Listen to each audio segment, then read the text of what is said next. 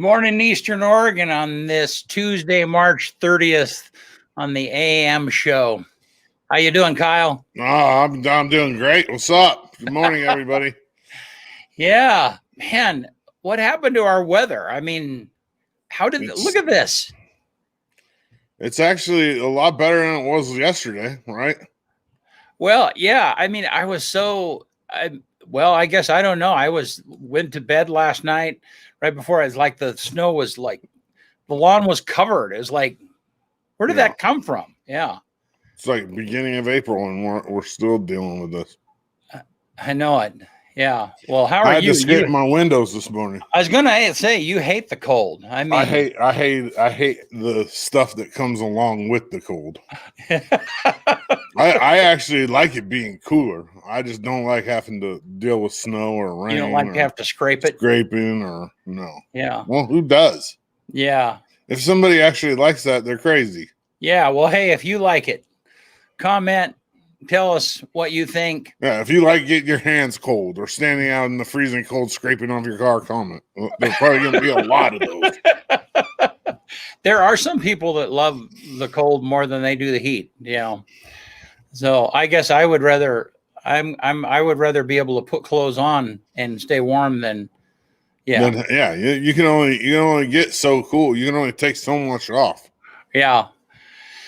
Blankets for a reason. Yeah, but when Kevin comes on, you'll see he's all tanned. He's been like in the warmer climate, in the fair weather. Yeah, my kind of dude right there. Stay nice and warm. Yeah, he'll. I'll see him in the middle of winter, like now, be like he's all brown. Like, where were you from? I just came back from Mexico. Maybe I got the wrong seasons, but anyhow. So Kevin Loveland is with us today. He'll be talking to us here in a few minutes. So, yeah. Well, hey, let's take a look at the weather. Huh? Yeah. All right. For today, looks like we're going to get up to 47 in the middle of the day. It looks like it's going to be sunny pretty much all day. Yeah. And like I always say, you can't deny that confidence. There's no way. Like, this is the weather. Deal with it. Yeah. Basically. Yeah. Dipping down. It got down below freezing yesterday. Last night, right? Yeah. So tonight it doesn't look like it's going to get that cold. High of 55 tomorrow, sunny all day. So maybe it's going to warm up. It's starting to get to be baseball weather, and then it's going to snow. And then it'll get to be baseball weather. This is back to Tuesday, so it's going to warm up. So this should all melt off today, I'll bet. Yeah, it'll be gone by noon probably. Yeah, so it's not going to freeze tonight, according to Gabe, the weather kid. It was windy the other day. Holy mackerel. Man, when was that? Was that Sunday night? It was like. My garbage can was like down the road. The neighbor texted me like, hey, your garbage can's blown away because I took it out to the street Sunday night because the garbage comes on Monday. You know, it's funny. It's funny. I have a friend. I mean, this is only in Eastern Oregon. I have a friend who lost some fiberglass construction material in the wind. You know, and he's from Embler, and he put a post up on the classifieds. It's like, hey, yeah, I lost some of my construction material. If it blew in your yard, call me. I can't find it all. You know, that's that. Did you? So if anybody saw it, the pictures that got posted on our Facebook page of the DUI crash, I think there's only one comment on there. But it's the funniest comment I ever seen. I showed it to BC yesterday. The pictures are like really colorful for nighttime. The lighting was just right, and it does look kind of like a scene from like a psychedelic movie. And the one guy said, like, I probably would have crashed too if the world went psychedelic all of a sudden on me like that. Yeah, let me see, like cracking up. No, and that was so funny. So I think that was that on Sunday night? And just right out front of our place here, a guy who was inebriated ran through the but the pictures that were posted, I don't know who took those pictures. I don't know. Well, the police department, they're the ones that posted them. Yeah, if you look at the pictures, they're very vibrantly colored. Yeah, and the one comment, I'm looking at it for just to give an exact quote, he said, "I'd crash too if the world suddenly turned psychedelic colors." Dang. Not to make light of a serious situation, because DUIs are serious and driving under the influence is very serious, but it was still a really funny comment. It was funny. Yeah, I was looking for I can't find the post right now, but I was looking for the pictures. So yeah. Well, yeah, I can show everybody real fast. Yeah. Let's see. Yeah, so click on share screen. I've done this a couple times, BC. Okay. I'm not that much of a rookie. So if you look at these, like, they are pretty psychedelic. I mean, the colors and everything. It's kind of crazy. Well, yeah. The official term for that is lens flare, because what's happening is the lights are shining on the screen or on the lens of the camera that they were using, and so kind of funny. Yeah. If you guys are watching, let us know where you're at. Yeah. So hey, Alex, come in and join us and kind of tell us what's happening in the news locally. How are you today? Oh, I'm good. How about you? Yeah, we're doing good, man. So yeah, good. Fill us in. Okay. Well, first off, Tigers are still doing really well in sports this season. Our girls varsity soccer won 5-2 against Riverside yesterday, and then JV football beat Ontario 34-0. So go Tigers! It's pretty cool. Yeah. Unless you're Dodzy, of course. I just it's a JV football game. I got bigger fish to fry than that. They get to be on my show when they make varsity. Oh, that's cool. We're, not equal opportunity sportscasters. Gotcha. Well, only have enough time for you know what I mean. Like it's just reality. Yeah. Good morning, Kelsey. So, all right. The governor announced newly updated vaccine distribution timetables. So, and that was since last week when we had the last announcement. So now you're going to be able to get your vaccine hopefully no later than March 29th if you're an adult between 45 to 64 with underlying conditions. And then certain other demographics get to do that too in the workforce, including migrant seasonal farm workers, seafood and agricultural workers, food processors, people who live in low-income senior housing or other type of senior living situations, people who are homeless, people who were displaced by wildfires, wildland fighters, and anybody pregnant over the age of 16. Alex, you realized yesterday was March 29th, right? Yeah, so congratulations.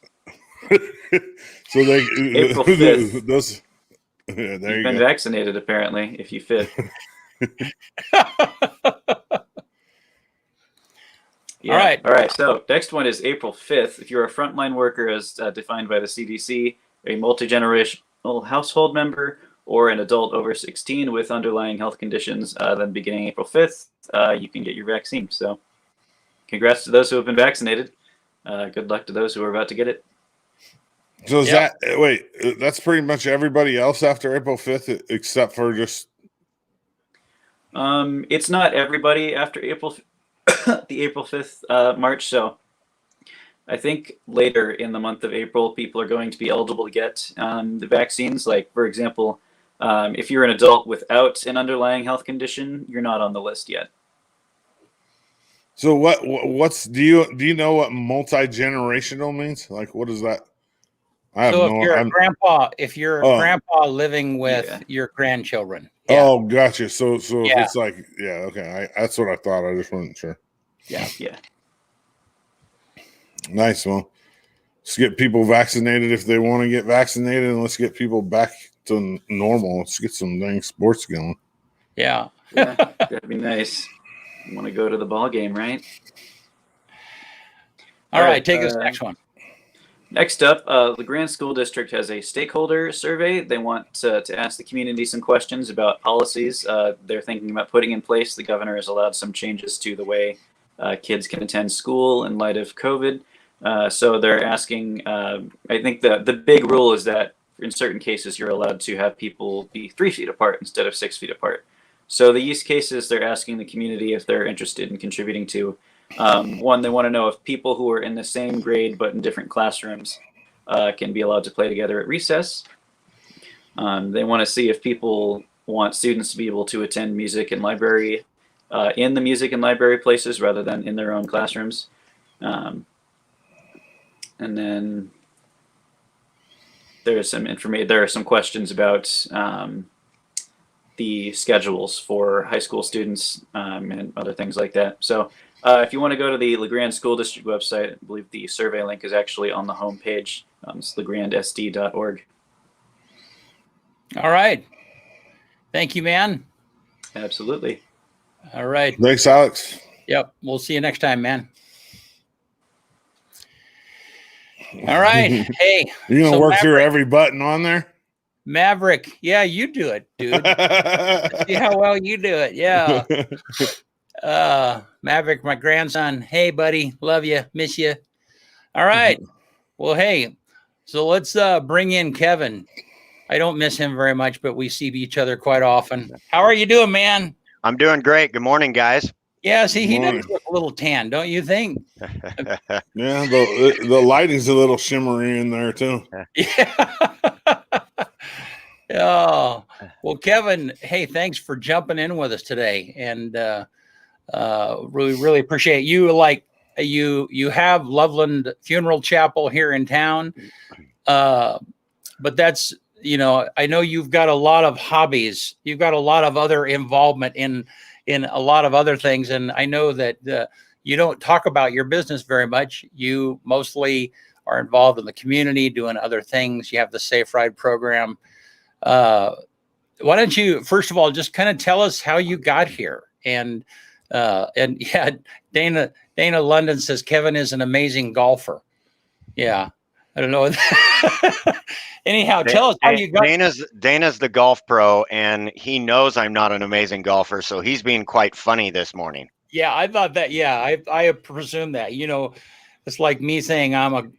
Yeah. Well, anyhow, so we'll get to the snarkiness here. So tell us, how did you get to LeGrand? And you've been here for over 20 years, and I don't know, kind of give us your life story in a thumbnail version. Where were you born and stuff like that? Yeah. Well, I was born in Portland, Oregon, but please, nobody hold that against me.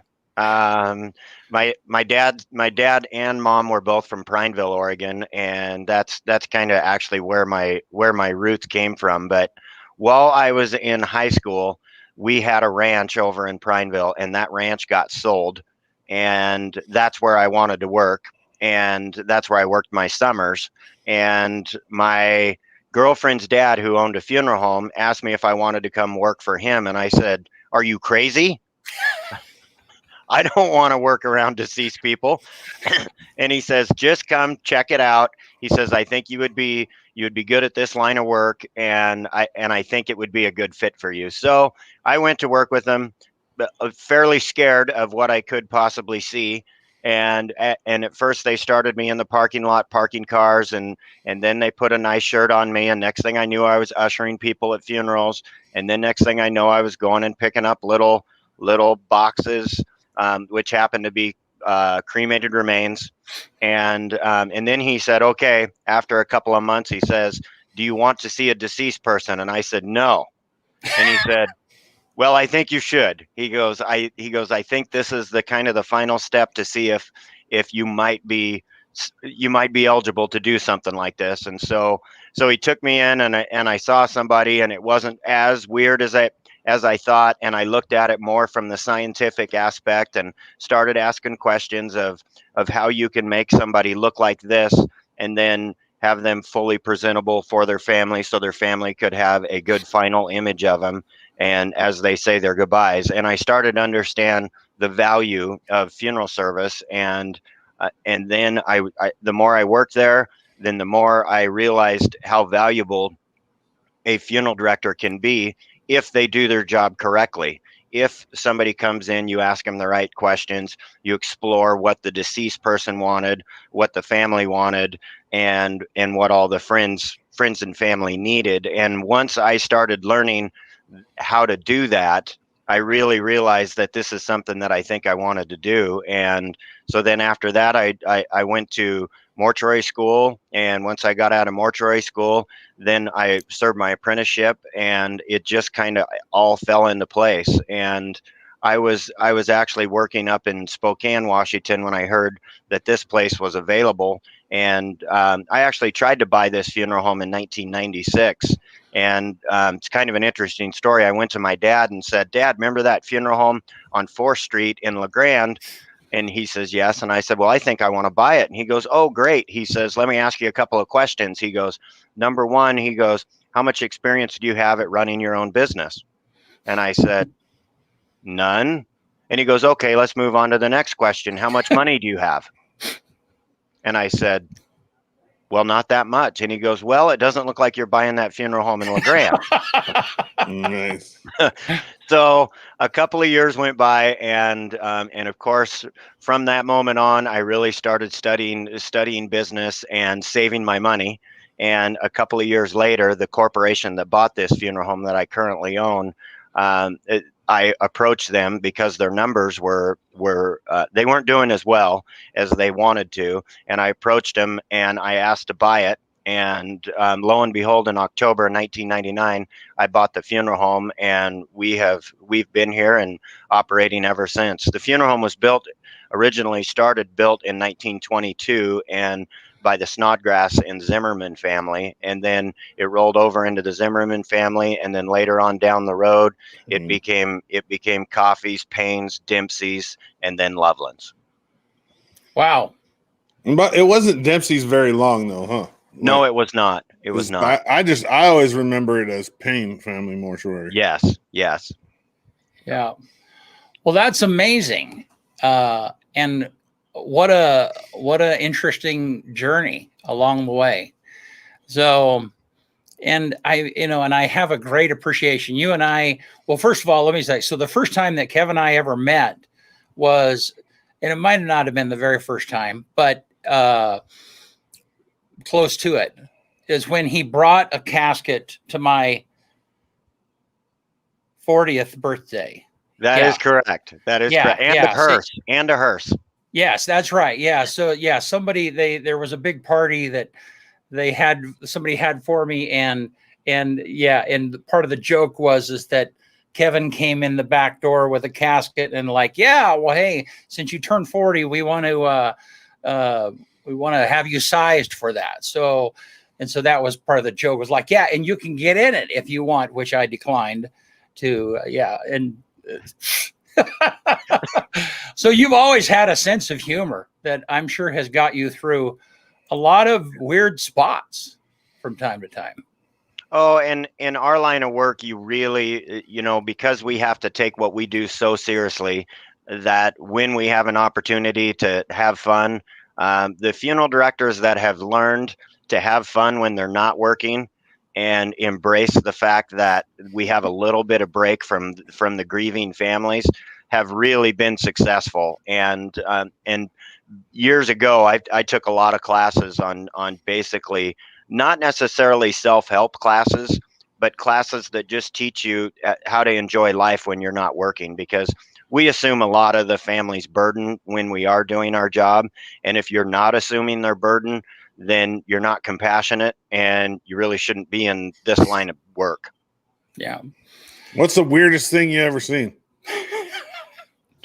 Wow. That you can share. Right. That we can you don't share. have to tell names. I mean, right. I'm going to have to get back to you on that one. Because I've seen some pretty weird things, but there's just some things that I probably shouldn't talk about on the air. Well, and I have an appreciation for good grief. I mean, and that's a weird term for people, but when they have a loved one that's passed, it is easy to get away from that as quickly as possible. I mean, that's your inclination, is you want to get away from the pain, you want to get away from whatever that is. And by good grief, I mean that it's appropriate that you process it, because no one really, you can't just shove grief away and it never affect you. And I never forget my sister was killed in a car accident when I was 18, and we had a business at the time, and it kind of paralyzed my parents, of course. And so I delayed all my grief because I kind of threw myself into the family business and managed that.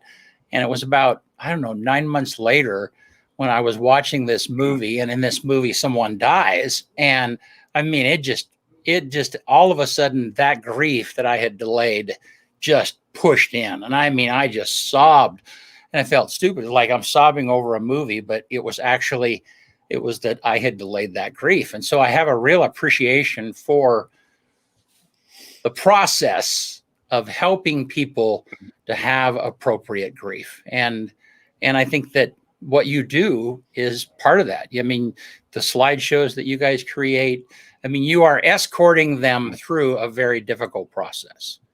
And Brent, that's actually one of our biggest challenges as a full service funeral home, is trying to explain to people the value of a funeral. And because a lot of the times people are like, "Oh, Dad just said he wanted to be cremated and no funeral and don't make a fuss."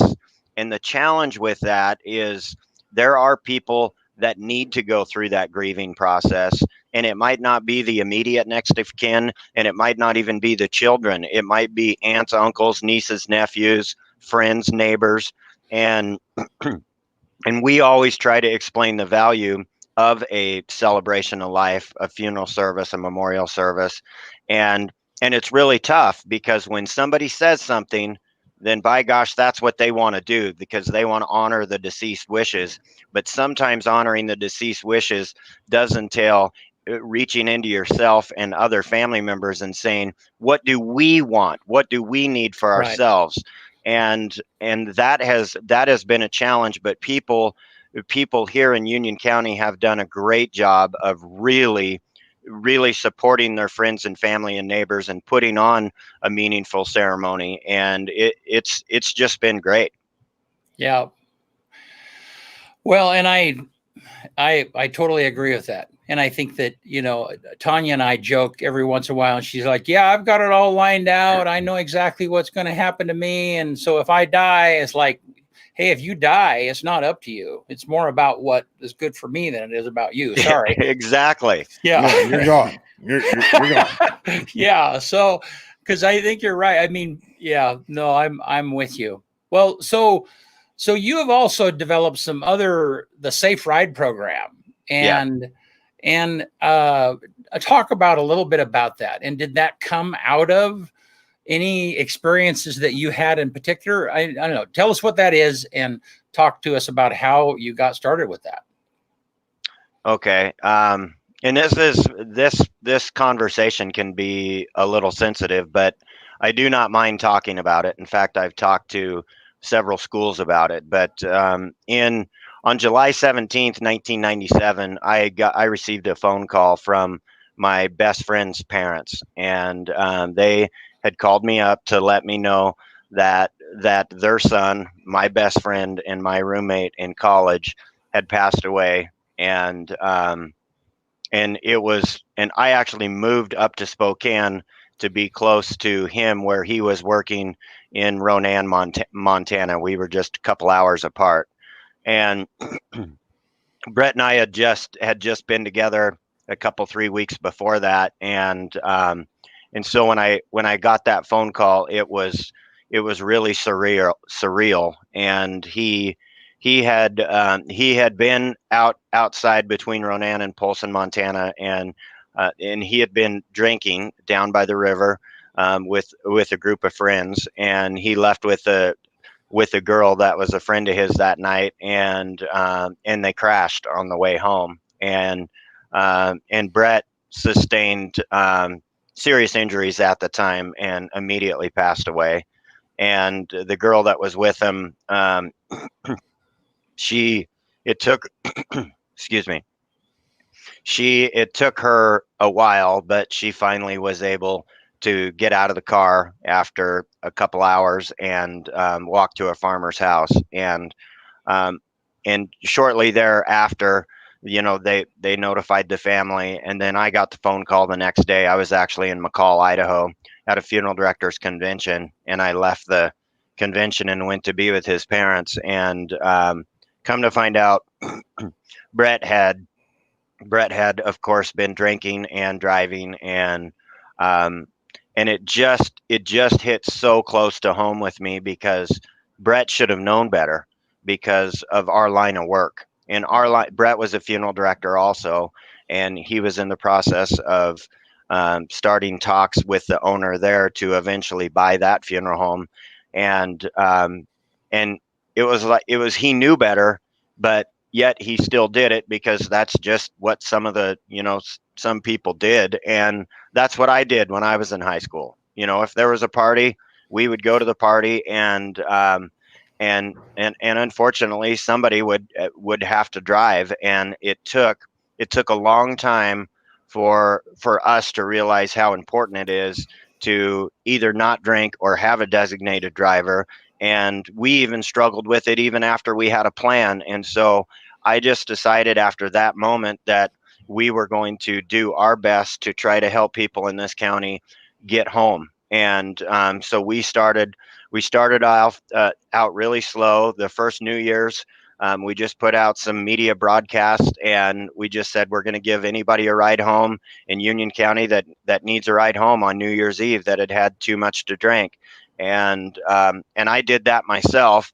The problem was we ran into a situation, because I had several phone calls that first night, but I was also on call for the funeral home, and then someone passed away. So then I had to go pick that person up that had passed away, not from drinking and driving, from natural causes. But then I got really busy and had people frustrated that it took so long. So then we started adding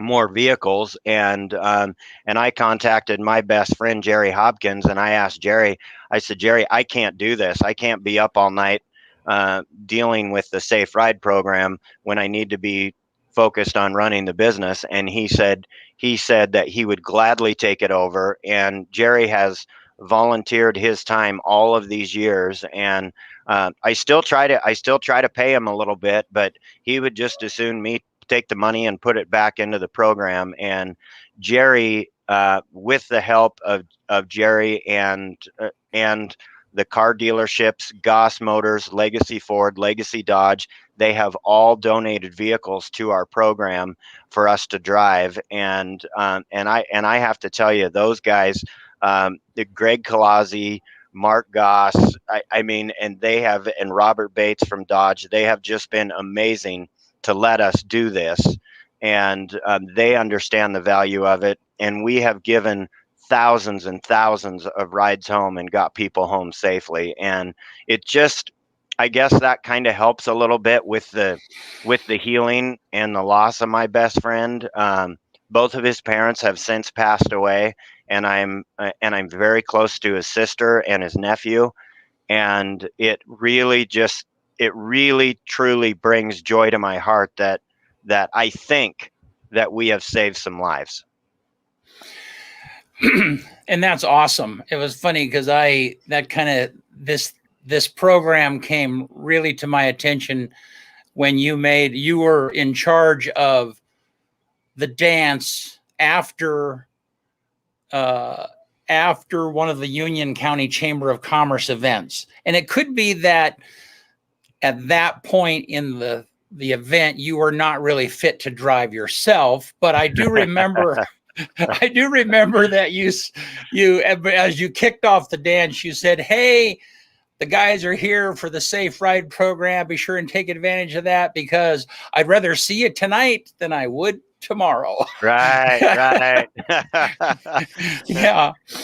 And now we drive for just about every event in the county that's kind of nonprofit. We did a lot of weddings at first, but then we just weren't able to keep up with trying to do the weddings and then run the funeral home and then do the nonprofit events. But we're always out on Halloween and 4th of July and New Year's and the rodeos and then the different banquets, like you mentioned, Brent. Like we will do Chamber of Commerce, Ducks Unlimited, Oregon Hunters, banquets, and just banquets where we know that there are going to be people drinking and driving. We just try to get them home safely. There's no cost, no cost to the people. They can tip our drivers if they feel like it, but it's not expected. We just want to get people home safely. That's awesome. Yep. And you're a big, I mean, one of the other things that you do, you're a big supporter of local law enforcement. Yes, we are. Yeah. Why don't you talk a little bit about some of the things that you do? I mean, Scott Franks, one of your main guys, is a retired LeGrand police officer. I know you're really passionate got me one about time. Yeah. Bam.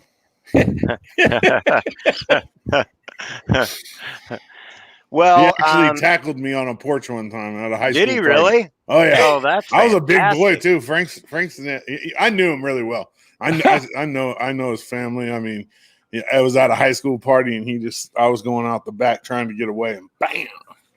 Oh wow, that's fantastic. Yeah, it was awesome. Wow. Well, with my line of work, I realized when I very first started how helpful police officers can be in a situation like somebody passing away. So we get called to somebody's house on, let's just say a surprise death or a surprise passing.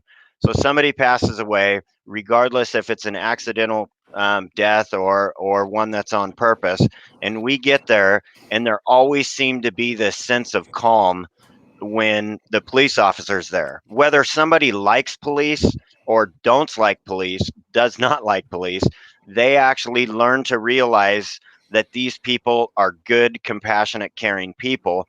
And when they're at the house, they do nothing but just kind of help the family work through things. And then when it comes time for us, then they help us. And like the LeGrand Police Department, the Union County Sheriff's Office, and the Oregon State Police from at least this region, they have been absolutely amazing and instrumental for us doing our jobs, because sometimes we go out and there's only one of us because we're having to separate, and Ian is going somewhere else on a funeral and I'm going out to pick up a deceased person, and these officers, men and women, just step forward and they give us a hand. They calm the family down. They ask the right questions, and because of that, we have several of them that actually work for us, from LeGrand Police Department to the Sheriff's Office to the State Police. They help us, and we even have a tribal policeman that lives in LeGrand that helps us, and it's just been awesome. Those people, they're strong and they're very good with people, and so we do nothing but fully support at least our local police. I'm not trying to start anything controversial, but I am telling you, as in my opinion, our local police are absolutely fantastic. Agreed. Yep. Now that they're not tackling you. Oh no! It was. I mean, I've known Frank's. I had it coming. We were at an underage drinking party. I mean, he was just doing his job. Yeah. Absolutely. Yeah. Yeah. And it's unfortunate that I agree. I mean, the police climate is difficult, and what's happened in some of the urban areas has splashed onto our local guys. But I am thankful for their support and thankful for who they are. I mean, all three of us know personally, the leaders of LeGrand Police Department and the Sheriff's Association. I don't have a connection with the state police, but I mean, they're Eastern Oregon folks, Yes, they are. Yep. They're people who care about what's happening right here. So, and I guess I want to just shift a little bit more here. And that is that you are, when it comes right down to it, the reason this stream is happening right now really started with Kevin. And a lot of people don't know that, but we started this business, started Brent Clapp Productions in 2010. It's been 10 years ago now. And I think in 2014, Kevin came to me and said, hey, we want to be able to offer streaming of funeral services as a part of our services. And this was in the early days of streaming. It was not easy. That was kind of a technical hurdle. And so then we got over the technical hurdle, figured out how to do that on a regular basis, a consistent basis. And then once we figured out the streaming, is like, well, we should do a football game. And it's like, oh, well, we should do a season of football games. And it's like, we should just start a TV channel. And I mean, but all of that really started with, that was way early in the streaming game. No one else was doing that. And that was, part of that was just because that was something that you desired for your business. And we still do a lot of business together. It's one of the things that we do regularly. Yes, we do. And speaking of the streaming, I have never been so pleased to have such a valuable tool when something like COVID happened, because once COVID happened and people weren't either they weren't able to gather because of certain restrictions, or they just simply did not want to leave their house. And Brent, I have to truly thank you, because I simply just pick up the phone and say, Brent, we can only have 25 people at this funeral, but there's probably 250 that are just devastated that they're going to miss it. Would you show up and videotape this and live stream it? And it's great. Like sometimes Brent and I will be in the back of an area where we're doing the funeral, and then somebody's phone will ring and it's one of their relatives complimenting them on the shirt that they're wearing. And they're laughing and joking because they're actually able to be at the funeral live while it's happening. And one of the first viewers we had was a soldier from Iraq, and it was a little bit of a challenge on their end, just trying to get to a computer and being able to watch it. But after that, it was probably a month later when that soldier came home on leave. I ended up bumping into him downtown, and he walked up and shook my hand and said, thank you so much. I was not able to catch a flight home. You guys streamed that funeral, and I was able to watch my grandfather's funeral, who was also a veteran. And that's where it all started. And what it has become now is amazing. We have people watching our funerals all over the world, and they can still watch them because Brent does some really cool fancy stuff that I can't explain, but somehow after the funeral you can still go to lovelandevents.com and click on a funeral and watch a funeral 2 weeks, 2 months, even after it happens. And it's just been a great value to people. So thank you, Brent. Yeah, well, you're welcome. And it's a part of good grief. It's a part of this healthy grief, helping people move through this process. Because again, if you're, our whole inclination as people is denial, to deny something that's happening, whatever bad news it is, we just want to push it away. And so then if you're totally displaced from a relative who passes, that event can happen. And you, in your mind, you're just like, they're still there. There's no, But if you sign on to a computer and you watch that service, there's some finality to that. And again, it helps. It's painful, but it helps move us through that grief process, which is critical for folks. They don't understand that. It's like it's getting a bad tooth pulled. It's like, it's got to be pulled or you're going to have infection down the way. But anyhow, so yes. Well, so now talk about your hobbies. And I know you have hobbies. So you have so where did you just come back from? Let's start there. Well, I did just go down with a friend that was on a hunting trip, and we just did some hunting in Mexico. and so and your hobbies kind of take over your business. I mean, I get the idea now that they don't take over your business, but like you're fostering this crew that can maintain the health of Loveland funerals, chapel, but it gives you the opportunity to explore more of your hobbies.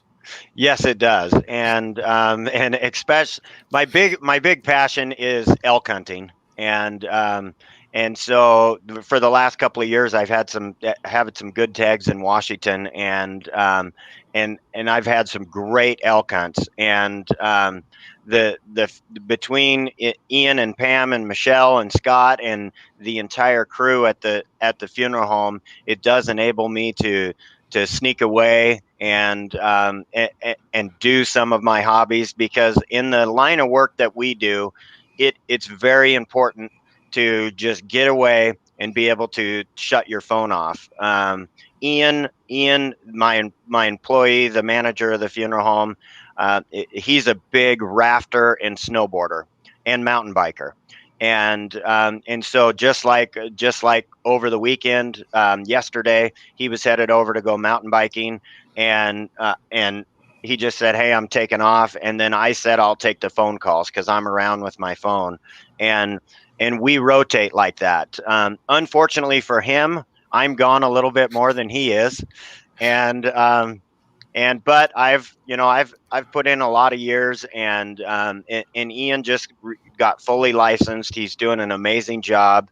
He's trying to save every penny that he can, because one of these days he's going to start buying into the funeral home, which he deserves. There are corporations out there that would buy our funeral home any day of the week, but there's no way, if possible, that I would ever sell to one of those, especially just because Ian has the ability to take things over one of these days. And the challenging part is it'll be a several year program. He'll, in the next few years, he'll be able to start buying in, and then about the time I'm ready to retire, I'll be able to step away, and he deserves it, and so does the community of LeGrand, to be able to come to a funeral home that's independently owned and operated, to where you can get that level of service that you really want. You want to be with somebody that cares, and you're not just answering to the stock market, because that's how a lot of these corporate owned funeral homes do. So talk for a minute before we quit about how you met Ian, where he came from, because I think it's kind of a cool story. So I was actually just getting ready to reach out to all of the high school counselors and say, do you have a senior that has not figured out his or her path, after graduation? A really good kid. And I was just getting ready to make that phone call in the next couple of days, because we were going to try to get a young student, bring him in, have him serve their apprenticeship at the funeral home, and then send them to college. And then once they're done with college, have them come back and work for us. And Ian comes walking through the front door of the funeral home, and I remember Ian from years ago, because one of his best friends passed away. And when Ian was in college, he was a skateboarder. And there's absolutely nothing wrong with that. I'm not talking negative, but he was really into skateboarding, and so was all of his friends. And I met him way back when, and he was just always a great kid. After high school, he went to work at Safeway, and he was a meat cutter at Safeway for 10 or so years. And next thing I know, he's walking through my front door asking for a job.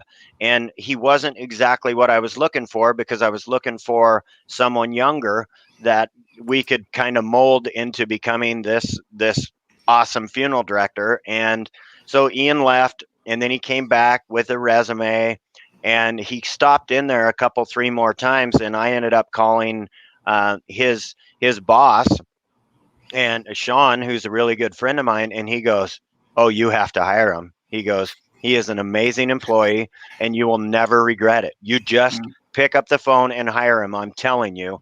And so that's what I did. And Scott Franks was at the end of his 4-year apprenticeship, which is all you can serve without going to school. Then the state kind of cut you off.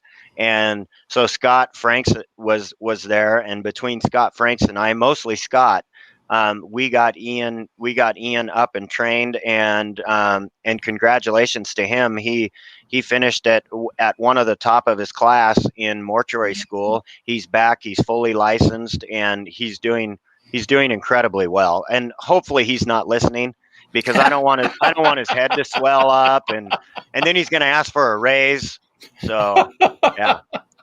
What's his last name? Ian Murphy. Huh. Yep. I've never had to deal with the funeral home, thankfully, so I don't know. I don't know.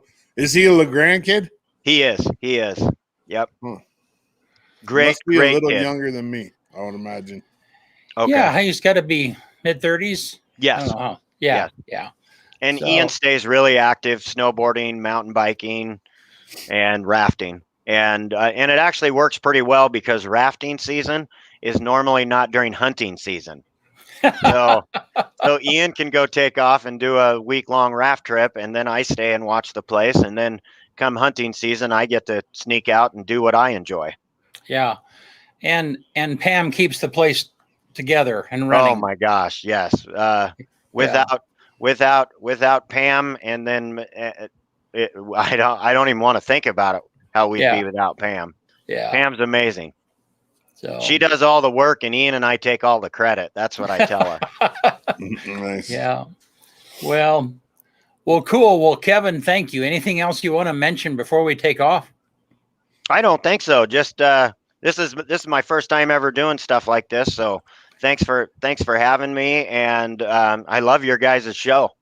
Yeah, and Kevin and I have talked a couple of times about you being in a place of hosting something, and because you are connected with a lot of people, and I've seen you in a lot of situations, kind of in the host role and getting responses out of people, and I think you would do well at that. So hopefully we can continue to have that conversation.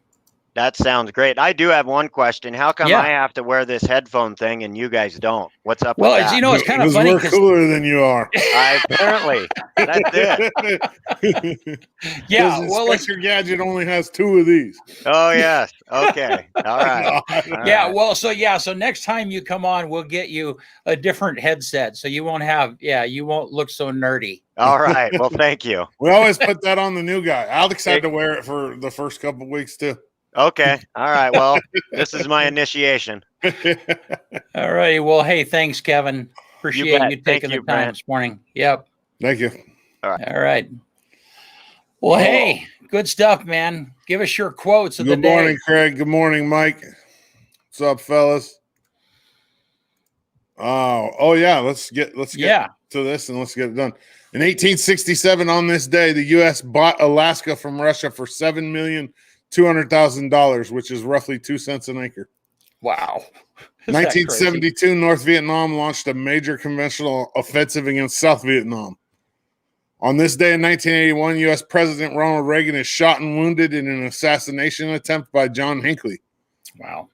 On this day in 2001, at 15 years old, swimmer Michael Phelps broke the 200-meter butterfly world record at the U.S. World Championships in Austin, and he became the youngest male ever to set a world mark in swimming. And then the number one song finally changed. In 1991, 30 years ago today, the number one song was Coming Out of the Dark by Gloria Estefan. Ah, Yeah, it finally changed from that weird Timmy whatever it was. yeah. And then quote for the day comes from the late, great Vince Lombardi. Winning isn't everything, but wanting to win is. I'll say that again. Winning isn't everything, but wanting to win is. Wow. And that's it. Yeah. Well, hey, let's take one more quick look at the weather. There it is. Boom. Yeah. So tomorrow it's going to get a little warmer. Today get a little warmer as it goes through the day. And then tomorrow, better looking warm. Yep. All righty, Like man. Big spring. Yeah. I got a golf tournament this weekend. Okay. So hopefully the weather holds up nice. See you All on righty. Thursday. So thanks, Eastern Oregon, for tuning in. We'll see ya.